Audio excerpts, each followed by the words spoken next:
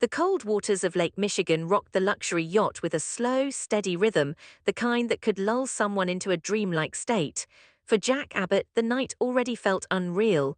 The air smelled faintly of lake water and expensive perfume, and the quiet hum of the boat's engines seemed to echo inside his foggy mind.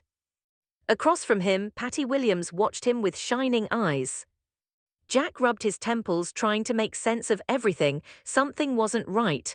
The evening had started in a blur, and his thoughts kept slipping through his grasp like water through his fingers. "Patty, this isn't a good idea," Jack said, attempting to gather what remained of his composure. But Patty stepped closer, her voice soft and insistent. "Oh, Jack, stop worrying so much," she said. "You feel it too, I know you do." He tried to shake off the haze clouding his judgment. His instincts told him to walk away, to put distance between them, but something inside him felt oddly disconnected from his better sense. Patty gently took his hand. "You don't have to pretend with me," she whispered. Jack hesitated. Somewhere deep inside, alarms were ringing, but they sounded distant and muffled. Patty leaned in, her eyes searching his face. Then she kissed him. At first Jack stiffened, but the strange fog in his mind pulled him further from reality. The moment stretched, confusing and overwhelming. Soon Jack felt himself losing control of the situation entirely. His jacket slipped off his shoulders as Patty laughed softly, clearly delighted by the moment. Whatever had clouded his thoughts earlier seemed to pull him further along. Eventually, the night carried them into an intimate moment Jack barely understood as it was happening. But time passed and the strange haze began to fade. When clarity slowly returned, Jack sat up abruptly in bed, his heart pounding. What have I done?" he murmured. Patty lay beside him, smiling as if she had just experienced the happiest moment of her life. "That was magical," she said dreamily. "Didn't you feel it too?" Jack stared at her, horror creeping across his face as the truth crashed over him. "No," he said under his breath. "No, this can't be happening." Before he could say anything more, loud footsteps echoed from outside the cabin. The door burst open. Diane Jenkins Abbott stormed inside. Behind her were Billy Abbott and Kyle Abbott, their faces tense with worry after rushing aboard the yacht to find Jack. But the moment Diane saw the scene before her, everything changed. Jack sitting in bed. Patty beside him. The room went silent. Diane froze in the doorway, her face draining of color as shock gave way to raw disbelief. For a long moment no one spoke. Then Patty sat up, looking almost amused by the sudden audience. Well, she said brightly, "looks like we're having a party with all the Abbott men's." Billy blinked, clearly stunned. Kyle's reaction was far less calm. "What the hell is going on here?" he demanded. Jack quickly grabbed a shirt, scrambling to get dressed as humiliation and confusion washed over him. "Kyle, he started." But Diane stepped forward before he could finish. Her voice was cold. "Don't," she said. Patty watched the unfolding drama with open fascination, clearly enjoying the chaos. Billy ran a hand through his hair. "I think we're all a little confused here," he muttered. Kyle, however, was furious. "You disappeared," he said sharply to Jack. "We thought something terrible happened, and now we find you like this." Jack looked helpless. "I don't understand what happened," he admitted. "Something isn't right." But Diane's expression hardened. "Oh, I understand perfectly," she said bitterly. Jack stepped toward her. "Diane, please, let me explain." Her eyes flashed. "Explain what?" she demanded. "How you ended up in bed with Patty Williams." The words cut through the room like a blade. Jack opened his mouth, struggling to find the right words, but nothing came. Diane looked from him to Patty with visible disgust. "This is unbelievable," she said. Patty simply shrugged. "I'd call it destiny," she replied with a playful grin. Billy sighed under his breath. "Okay, this is getting weird." Kyle looked ready to explode. Dad, you need to tell us exactly what happened. Jack shook his head slowly. I wish I could. Diane's patience had clearly run out. I don't want to hear another word from her, she said, pointing toward Patty, and I certainly don't want a performance from you. She turned sharply. I'll be the one talking now. Billy and Kyle exchanged uneasy looks as Diane motioned for Jack to follow her outside the room. Once they stepped into the hallway and the door closed behind them, the tension in the air felt almost unbearable. Jack tried again. Diane. Before he could finish, Diane's hand struck his face. The sharp slap echoed through the corridor. Jack staggered slightly from the impact. Diane glared at him, her eyes burning with fury and heartbreak. I trusted you, she said, her voice trembling. Jack looked devastated. I swear to you, I don't remember how this happened. Save it, she snapped. You betrayed me. Jack shook his head desperately. No, I would never. But Diane was already turning away, unable to look at him anymore. Meanwhile, across town at the Abbott mansion, Nikki Newman sat in the living room with Tracy Abbott. The mood was tense. I still can't believe Victor did that, Nikki admitted, shaking her head.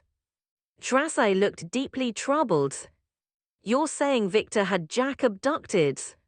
Nikki sighed. Yes, he arranged for Jack to be taken to that yacht on Lake Michigan. Tracy stared at her in disbelief. That's extreme, even for Victor. Nikki nodded grimly. He thought it would teach Jack a lesson. Tracy folded her hands together.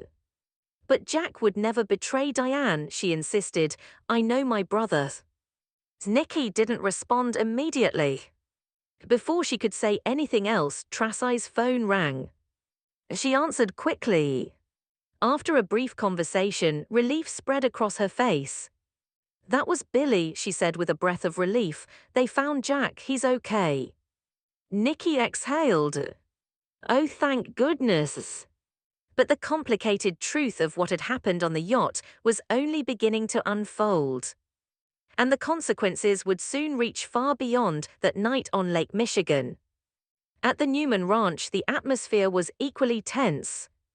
Victor Newman stood near the fireplace, his posture rigid as he considered the growing complications surrounding the situation.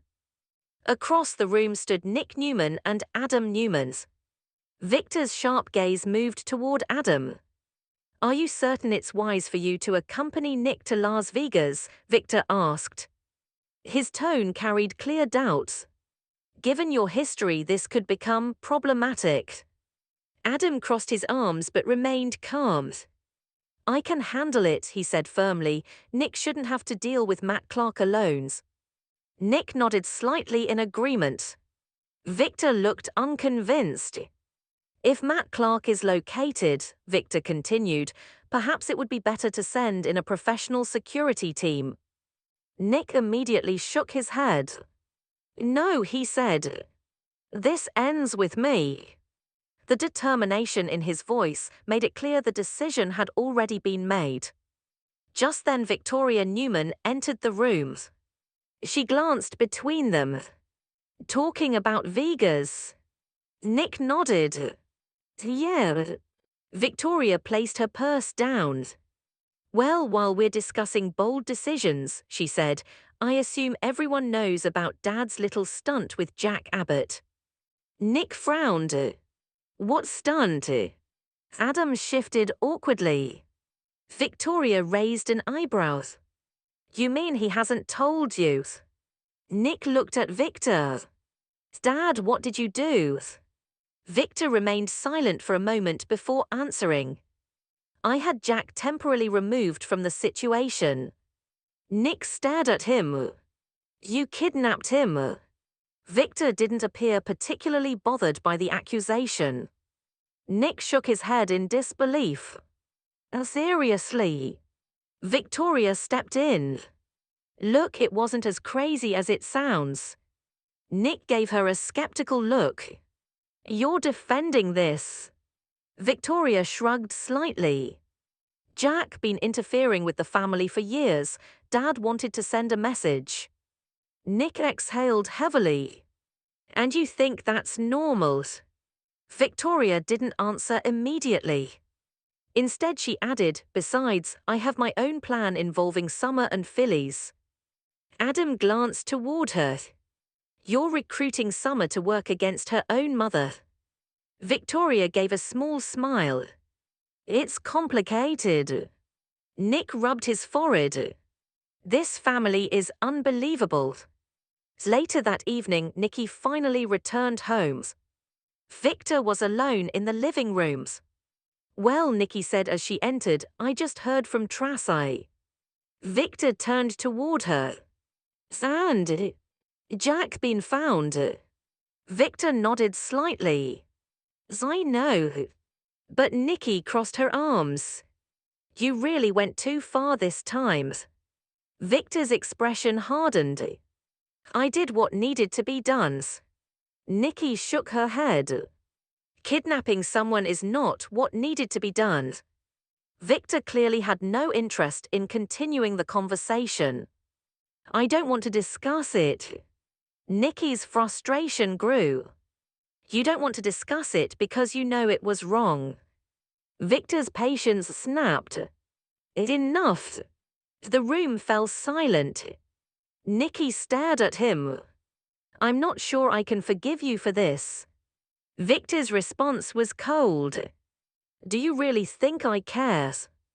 The words struck Nikki like a blow. Victor pointed toward the door.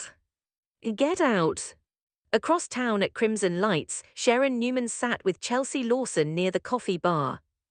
The warm atmosphere of the cafe contrasted sharply with the tensions surrounding their lives. Chelsea sipped her coffee thoughtfully. Are you worried about Adam going to Vegas? She asked. Sharon nodded slightly.